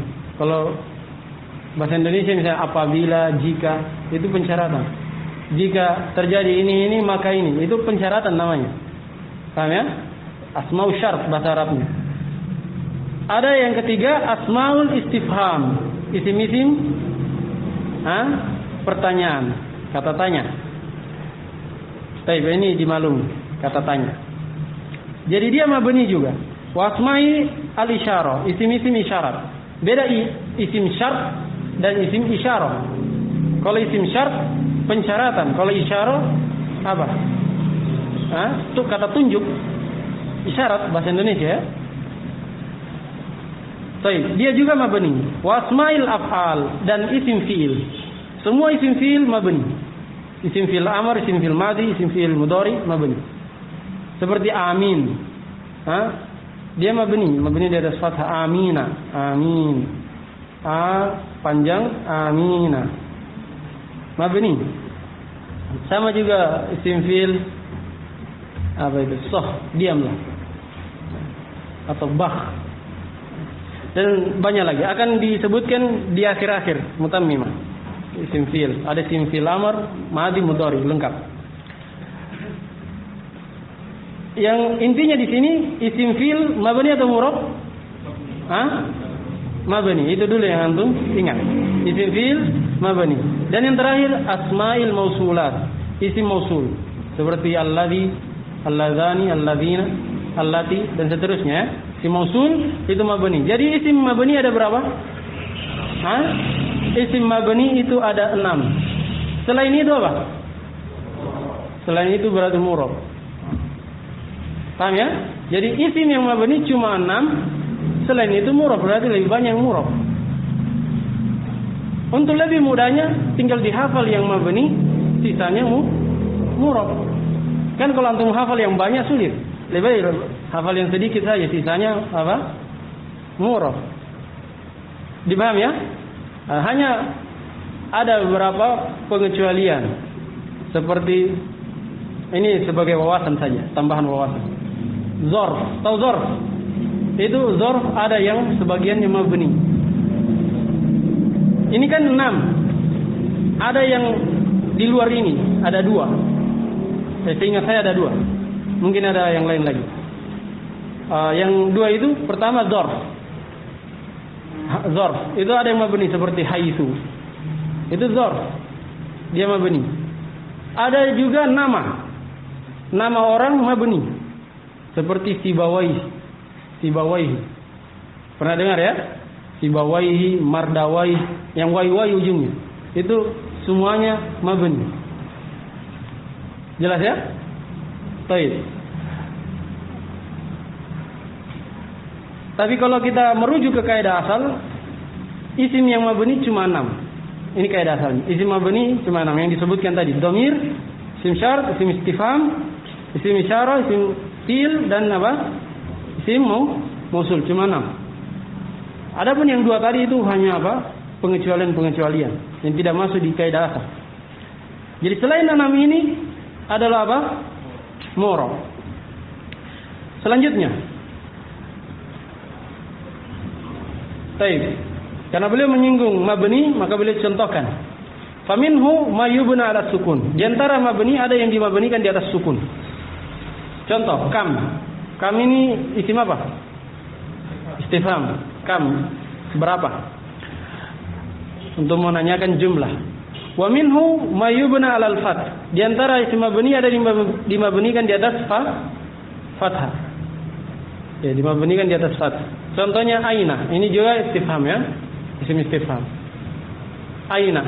Di mana? Menanyakan tempat. Wa minhu ma yubna 'alal kasri. Di antaranya ada yang dimabnikan di atas kasrah. Ka amsi, seperti amsi. Amsi artinya apa? Kemarin. Dia zorf. Zorf.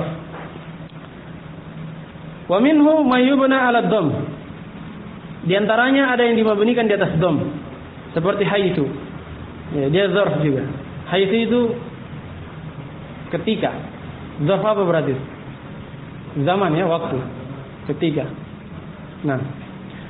Wal aslu fil mabni ayyubna 'ala sukun. Dan asalnya pada kata yang mabni dimabnikan di atas sukun. Ya, asalnya mabni di atas sukun. Karena itu kalau kita lihat kata-kata yang mabni itu kebanyakannya mabni di atas sukun. Karena dia asalnya. Paham ya? Tapi sampai di sini ada pertanyaan? Hah? Ini fi'il belum masuk gitu ya? Baru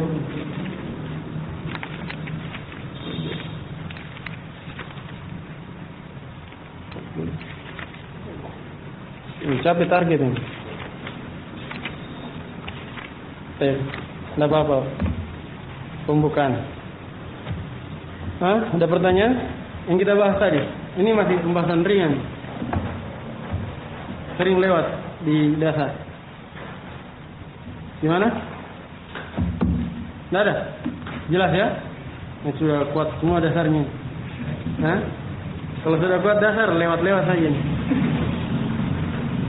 Saya.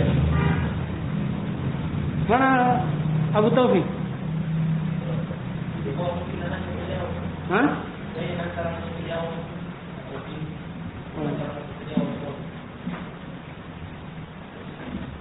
Abu Hafsah? Tidak ada kabarnya?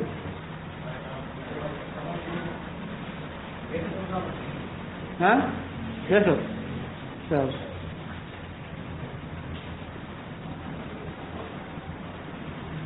Baik, tidak ada pertanyaan ya?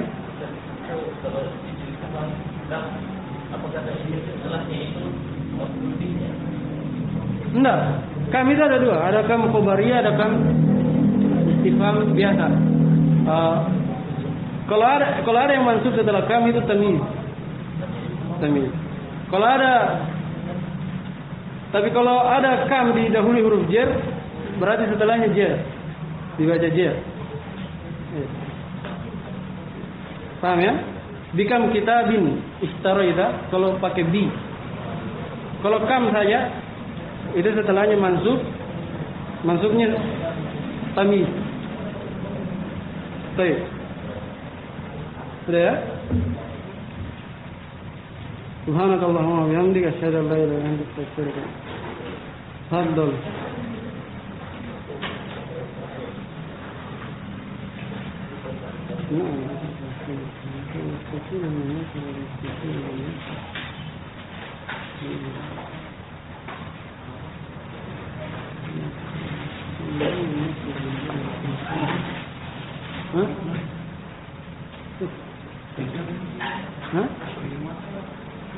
Enggak, sudah habis kontraknya. Hah? Selesai memang. Memang kurencanakan. Siapa yang kritik sekarang? Tidak ada yang gimana? Hah? 3.